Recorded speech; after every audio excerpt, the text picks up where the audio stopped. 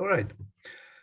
So, my name is Konrad Wirkowski. I'm the programming director of Watchdogs Human Rights in Film Festival.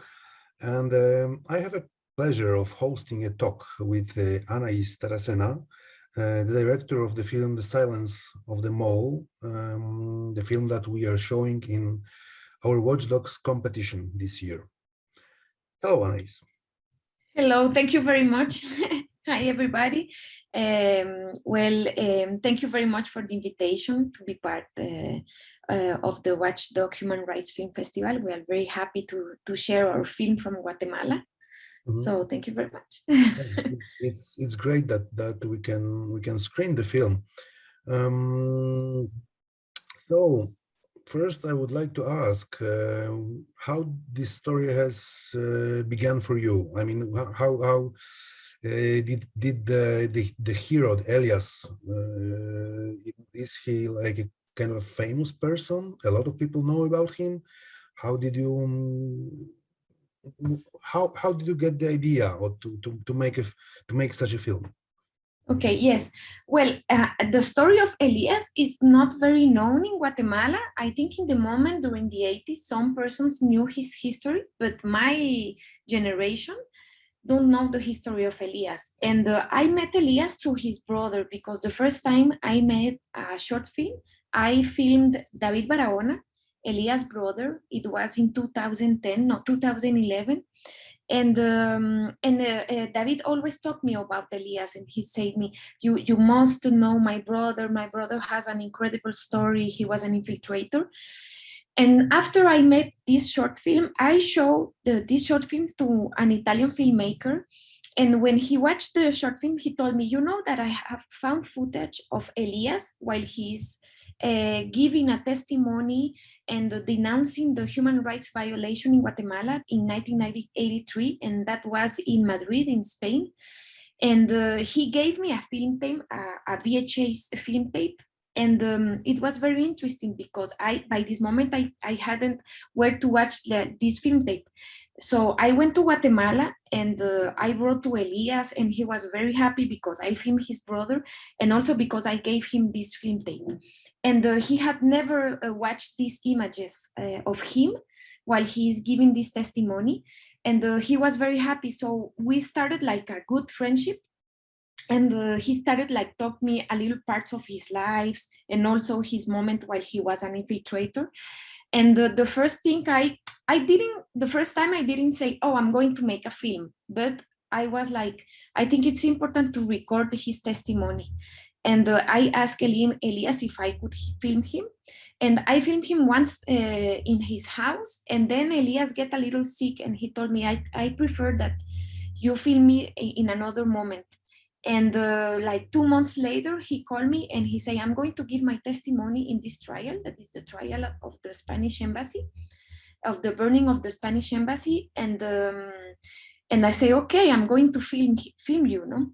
And we went with some friend, we filmed his testimony in this trial. And then I went to his home and I filmed our last conversation because Elias died 2 weeks later. So I think that I really realized to make this film after he died.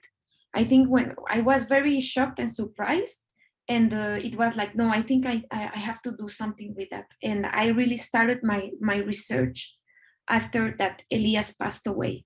And that's how I decided to make this documentary. Mm-hmm. But of course, I talked before with him a lot, so I already knew more about his life and more about how he was thinking. And I think it's a forgotten story in Guatemala. There is a lot of invisible stories, and I think that this story is one of the stories. Mm-hmm. Mm-hmm, mm-hmm. And it's also, I mean, what I like also about your film, that it's not only a film about human rights, but it's also a very much cinephile film about the archives and the film tape. I mean, the actual film tape that is not used anymore, but it's still in the archives, and it's very powerful testimony, I think, because I mean, for my generation, it's still the archive images are still those blinkering, old school like films for my children, for example. It will Yes. be like a digital image already without all those distractions. And Yes. and I like that your film is also like paying a tribute to Yes. this archival film. And what was interesting for me was also that it was like kind of incredible that the junta, they wanted to destroy all the images like made in this time. And I was wondering if that was at all possible and why they like wanted to destroy all the documentation from the archives. Yes. Well, I think it was. I think like the war. It was like a 36 years war. Yes, and I think like many things happened because a lot of journalists were persecuted because a lot of journalists were filming strikes, and also persons who tried to film like in a clandestine way, for example, police repression, police kidnapping, or the military repression. And of course that those journalists were persecuted. So sometimes journalists and also students and the person who were like militants. And what happened a lot of times is that of course they search for these persons in order to disappear these persons or kill these persons, but also they look for information. So I have like a lot of testimony of journalists who, for example, police went to their house to take, for example, the film tapes, or to take the information that they were like filming, because they knew that this information could be served like to denounce or to show what was happening and everything. So a lot of things were like disappear or destroy in this way. That's one part. And on the other way, also persons who were like militants of the revolutionary movement themselves, they also destroy information because they didn't want like to be discovered like by the government.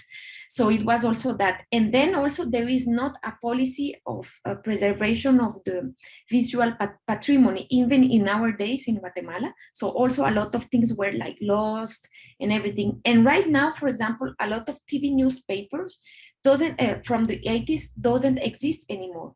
But the person who were owner of these TV newspapers, some of them are still alive. And in some trials, some human rights trials, the public ministry have asked to them if they have images from this period or from one moment that passed, and they always say, no, we don't have anything. No, we sell all the images. Oh, those images doesn't exist anymore, because they know that those images can serve like a proof. So I think that all those things made that you have like some periods of the war in Guatemala that you just don't have documentation, or very few. I think I used all the information I discover from this period. I use it. Of course, there are images, and we have watched images from the 85, 86, 87 that I think it was easiest like to film, because we had like more VHS, it was like easiest also. And also because there was also a lot of foreign journalists who went to Guatemala to film. And of course, because they were foreign, it was easiest for them like to say, okay, no, we are making like a documentary. Oh no, we want like, it's not like, you are not as suspicious as a national person.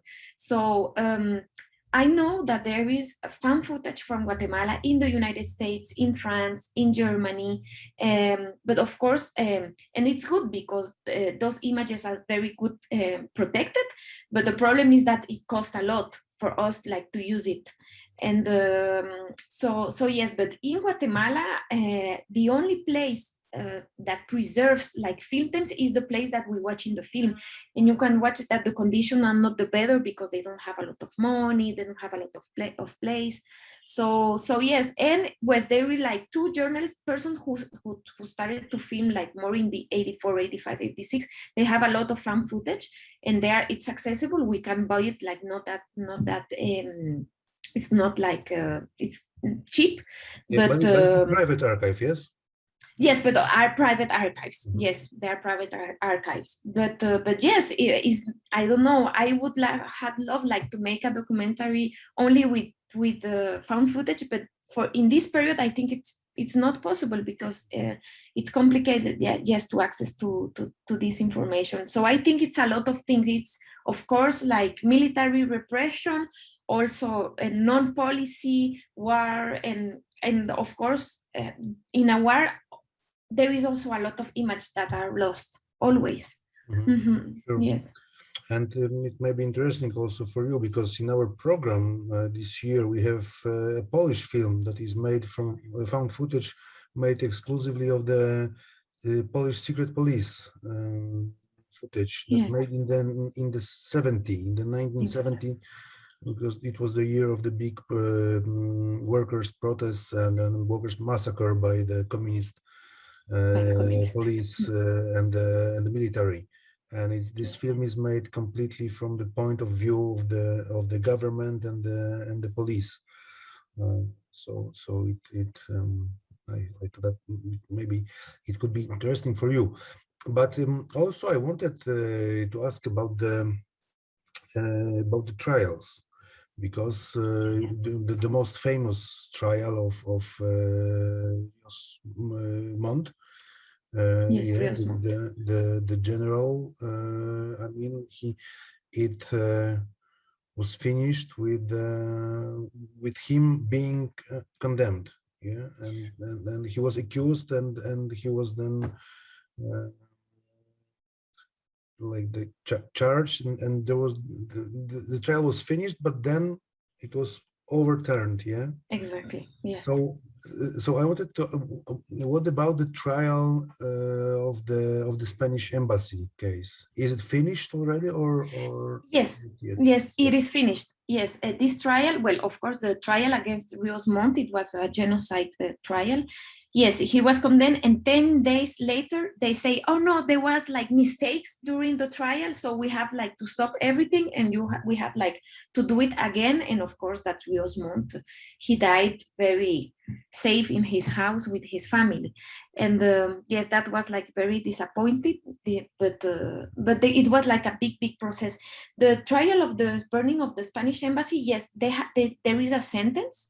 And it wasn't like the sentence. It's okay, but only one person was condemned. It was the chief of one of the. Is not the chief of all the police because this person had already died before the trial. But it is Pedro Garcia Redondo. He was the chief of secret police. Yes. He was the chief of a secret, that these police that are like wear like civilians and they kidnap persons and things like that. So this person was condemned. But for example, General Lucas Garcia, that he was the president at this moment, he died before. And this other person, the Donaldo Alvarez Ruiz, that was the minister, yes, of Interior. He ran away. He doesn't live in Guatemala, and very probably he lives in Miami with another name, because he ran away. The Interpol was searching for him, and he ran away from Mexico, and then he ran away from Panama, and then some person says that he's in Florida, in the United States, but and nobody knows. So, but this sentence, yes, it's confirmed, and I don't think they are going back to this sentence, because there is a lot of proofs, a lot of proofs. There were like the testimony of Elias that he was inside, the testimony of other persons who were outside, even the testimony of one person who was in the police, like not in a low range, but and also he confirmed. There is the forensic testimony also of the corpse, of the body of the person who died. But I think in the imaginary, Guatemala, it's a very polarized society, and the government, it's like a very right-wing government with like of this idea of repression, of police, of militaries, even though in nowadays. And there are still persons who says, "Oh no, the government made good to burn this, or it's what the faults of all the guerrilleros." Even though there were like peasants and students, they say, "Oh no, they were all terrorists and they should burn them. Terrorists. Exactly, leftist, or they just put cocktail molotovs and they burn themselves, for example. They are still like a person who say that, no? So, or even though they are trying to say that it's because of the ambassador of Spain was communist, so he made all of that and he planned that and things like that. So it's still complicated, but yes, the sentence is firm, and I think they're not going back to the sentence because yes, the proofs are. They have worked in this case for more than 30 years, recollecting all the proofs. So I think because one of the person who work a lot in this, it is Rigoberta Menchú, and he's the Nobel Prize she won the Nobel Prize in 1982, and his father died there. So she made a lot of work with also a lot other of advocates, human rights. They are very good human rights advocacy in Guatemala, and they made like a good job. But there are other trials that have been stopped, or they are like just stopped right now because there is a lot of other massacres during the war, and a lot of many other cases. And right now they are like in a complicated moment because all the justice system in Guatemala is completely coopted. It has been coopted by the government. They have changed the person. They have put the persons they want. So right now it's yes, the justice system. It's like in a moment, like in a paralyzed, something like that. Is not the best moment right now. So I mean, it's a bit similar to Poland because I mean we don't have this kind of trials and these kind of crimes, I suppose. But anyway, the government exerts a pressure on the judicial system and tries to replace the judges and tries to manipulate the judges, and so they are not independent anymore. So I suppose this is the situation. So no more trials at the moment for the 80s crimes. Yes, there are other trials. We have like by this moment there are like two trials, very big cases. There is the trial, but it's more in 1984, 1985, and the name is Diario Militar. And at the end of the 90s, a searcher, she's American, and she found a document that was sold, that was from the CIA, that was sold to the CIA, and she was making, and it's a document when all the militaries and the secret police has a document with the pictures of all the persons who they were persecuted from the Communist Party or other revolutionary movement that were persecuted, and they have quotes. For example, se fue con Pancho, it says that he died because they killed him, or it was in this place, and they put like all this documentation. I think it's more than 178 persons, but it's like a clear document. So right now there is a trial for that and there is a lot of information, and it's another generation from Donaldo Alvarez Ruiz. It's like a youngest generation. So because there is also youngest generation, so there is this trial, but right now it's not in the. It's like we are in the middle of this process, and with all the coronavirus crisis and everything, so it hasn't advanced a lot. And there is also another one because they have discovered in a military place in the rural area more than 500 corpses of persons who were tortured and murdered. So also they are making another trial for that. Because also the corpses are evidence, because they have found a lot of clandestine cemeteries, or not like cemeteries, but yes, of a lot of corpses and bones. And also, yes, there are other trials for that. Yes. Yeah, and I also wanted to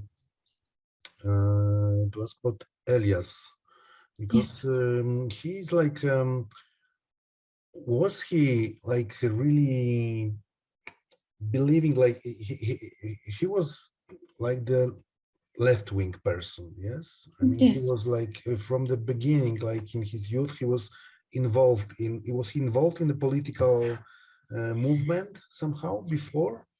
Yeah, he was more like publicly, he was more seen as a socialist journalist. For example, he was in the syndicate, in the journalist syndicate, and he was like, he studied in the public university and all that. So his figure was like this.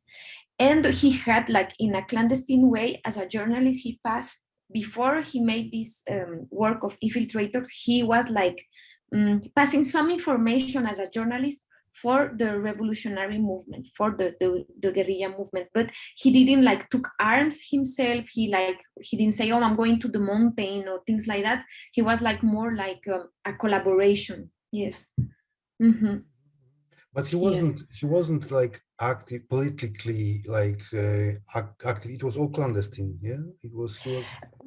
Well, I think that clandestinely for him, it was more his relation with the revolutionary movement, but like openly, the persons knew him as a socialist journalist. Yes, because he organized other journalists, because of the issues he wrote, all the themes he wrote in the newspapers.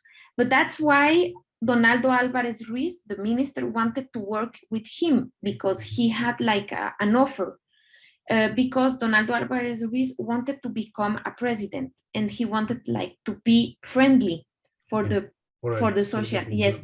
And he knew that Elias had a very good relationship with all the journalists, so he wanted like, oh, Elias can make my press conference and invite other journalists and show how I am a good minister and everything. So I think that's why Donaldo wanted to hire Elias. But what he didn't knew is that Elias, by this moment, he already had a relation with the revolutionary movement. So Elias consulted with this person, with his connection with the guerrilla, and told him, they're offering me this job. And they say, okay, that's the perfect moment. You should accept this work, because now we can get a lot of information from the inside of the government. And that's why also Elias accepted. And that's why the problem for him, it was that if he accepted this work, he will become as a traitor for the other persons. And that's the thing he accepted. By making this work, it's like to be publicly like a traitor. And it was I think that's the part that was the hardest part for him, because during 4 years, it was like, okay, even his brothers were saying, but why are you doing? Why are you working with this crime, with this criminal, with this government? Because things were getting worse and worse and worse. And Elias couldn't say, even to his daughters or his family, it was impossible to say. So I think this is the cost, the human cost, like accepting this kind of works. Mm-hmm. Sure. And is it still dangerous in Guatemala to investigate the crimes of the junta and what do you think about it? Yes, well, I think that yes, I think that we haven't showed this film in Guatemala by the moment. We want to do it next year, like in person. And well, we have asked too many persons, and we know that we are not going to have like a problem of security by showing, but we wanted to make it in person, for example. We don't want to make it online for Guatemala, because we don't know who is watching and what is going to be the reaction. And also it's because for Guatemala, it's very moving, this film. So it's important like to have a conversation and everything. But I think it could be dangerous or more for the persons who are working in those trials. Yes, because right now, well, with all these justice systems that is completely like changed by the government, I think that yes, the persons who are investigating this period and trying to find proofs, like really proofs, different proofs, I think that for them, they need to have a lot of precaution. Yes. like not to talk like this and to share all the information and things like that. And also, yes, for some persons who are like involved in the in those trials, yes, for them yes, they have like to have a care, because there is a lot of information that it's very still sensible, because the militaries in Guatemala have still a lot of powers, and the militaries of this period in the 80s still have a lot of powers and still have an influence in the government. And some of them have sons, and sons have the same, they think as the same way. So I think, yes, yes, and I think that these persons who are making this research are, yes, they know how to do it. They know how to, yes, to be careful, yes, with this information, with some information that they can share and other that they can share, and things like that. And I think in Guatemala, they still have like there is still all this precaution of the war. What kind of things you can say publicly, what not, if you are, for example, in a taxi or things like that. So you for some persons who live this period and some persons who are investigating this period, I think that they still know how is this like this war of ideas, because it's polarized, it's still polarized. Yes. So I think that the problem, and right now I think if some persons in Guatemala are being persecuted, it's the human rights defender, the person who are defending the territory, because in Guatemala right now there is a lot of extractivist projects in the rural areas. You have mines like of Russian company, of Canadian companies, of foreign companies, and the government, for example, the police, they're protecting all these companies, and there is a lot of opposition because there are a lot of persons who have lost their territories, their lands, and well, it's very complicated right now. And I think that the persons that are being persecuted right now in Guatemala is the persons who are, it's like the social, who have the leaderships in their territories right now. And I think, yes, for example, they're being criminalized. For example, they, some of them are in jail because they have a process and they invent a process to them, and they go to jail 8 years, for example.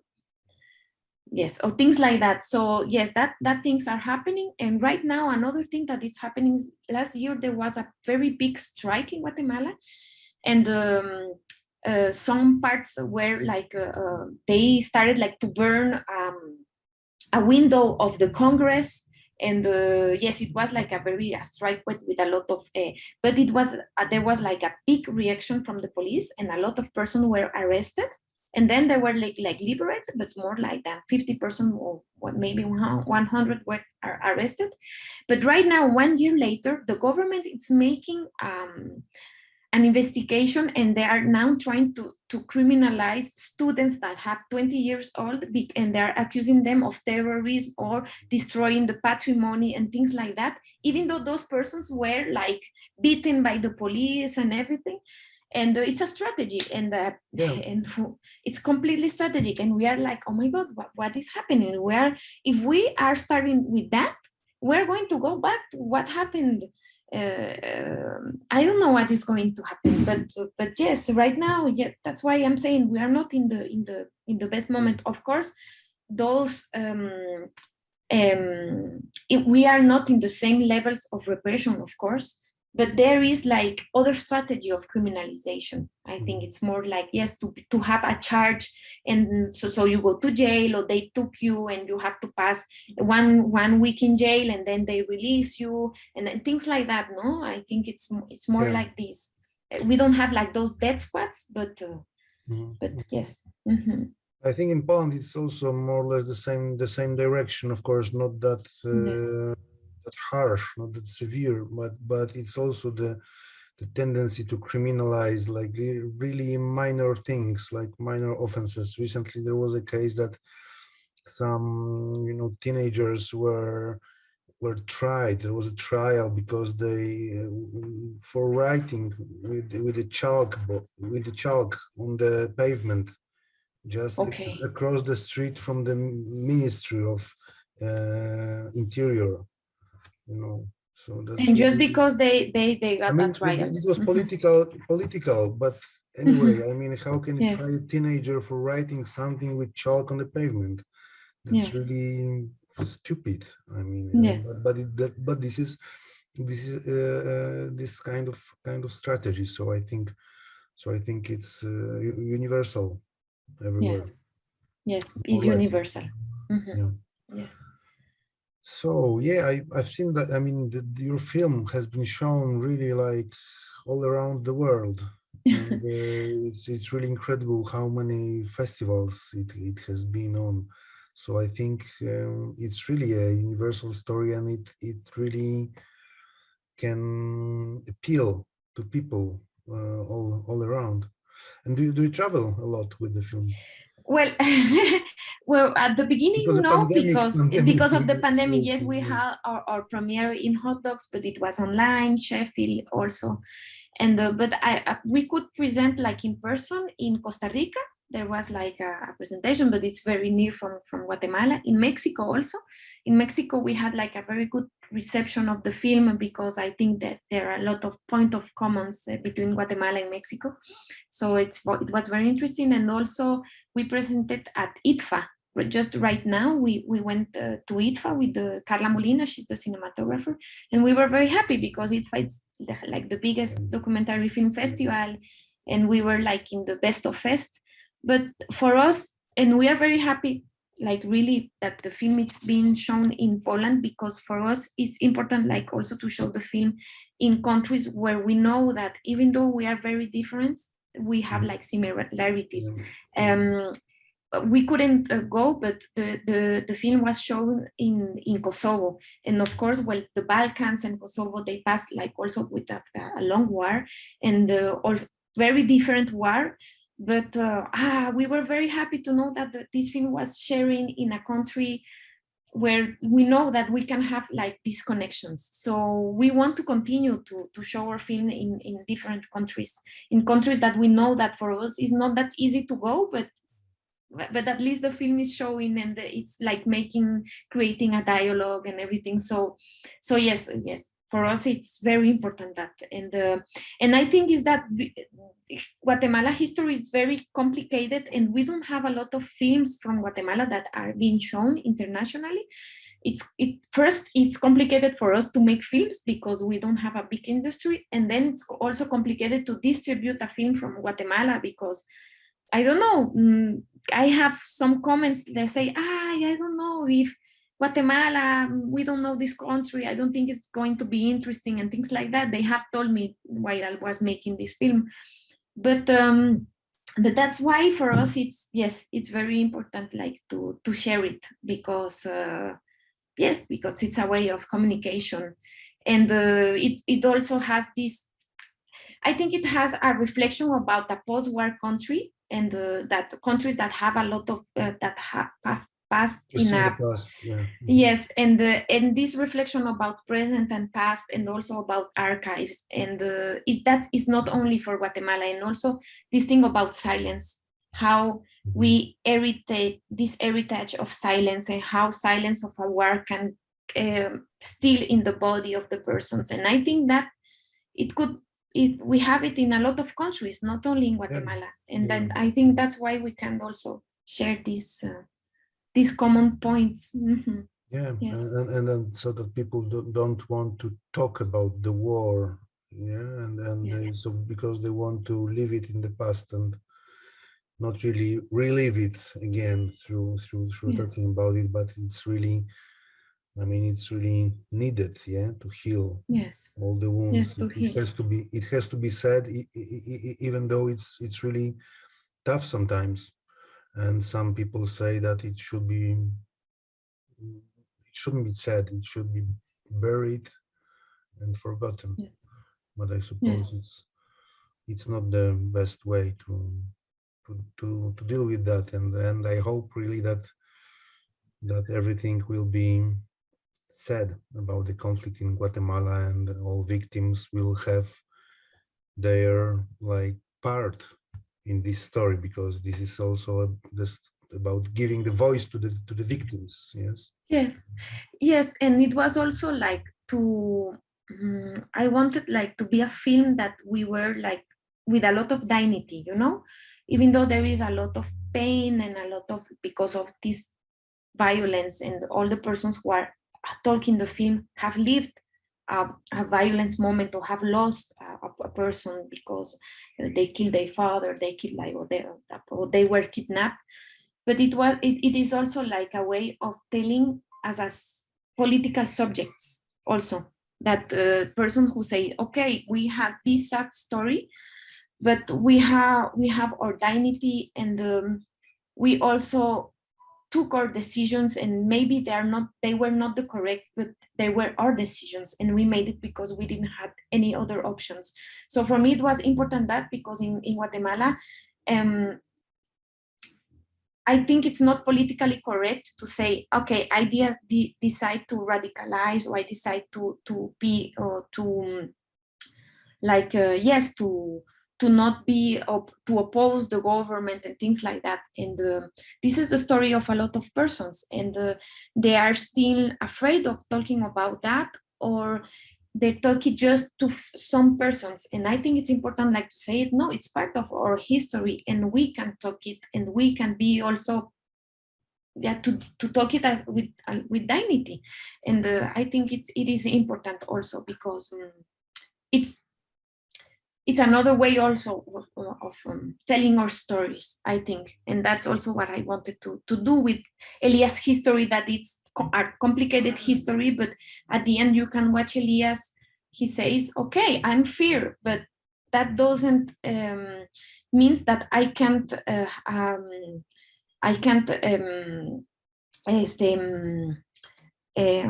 I can use like my rights, and because I have the right to turn back to my country, and I have the right to, for example, he was like very sick, and he decided to go to the trial and give his testimony and things like that. And I think that's why I think not only Elias, but all the persons who are in the films, they are like, yes, sharing their story with that like political subjects. So that's why also I wanted to do it.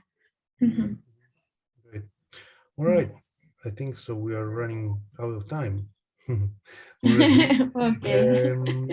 But it was really a pleasure to talk to you, and I hope that with your next film we'll be able to invite you in person to Warsaw, Thank to you. have a proper Q&A with the audience, and so on. And thank you very much for the great film that you have made, and we are really happy that we can screen it. Yes. Thank you very much to you to share the film and to screen it in Warsaw. It's just incredible. I'm going to watch all the social medias and to watch the pictures and everything of the festival. But yes, really, we are very, very happy to have our film to be part of this film festival. So thank you. Great. Thank you very much then, and good luck with more screenings and more films, and then see you. Okay, see you. Bye. Thank you. Bye-bye.